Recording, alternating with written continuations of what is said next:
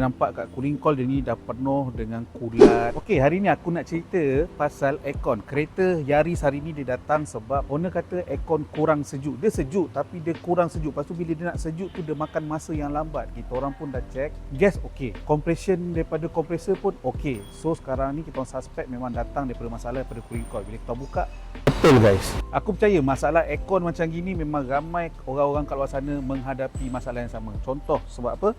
Kau boleh nampak kat cooling coil dia ni dah penuh dengan kulat, penuh dengan jelly, dia dah keras tau. Bila angin kat sini dah tersumbat, ini sensor. Okay, ini sensor dia nama dia cooling coil sensor ataupun kalau nama betul dia evaporator sensor. Okay, dia duduk kat sini. So dia akan detect suhu.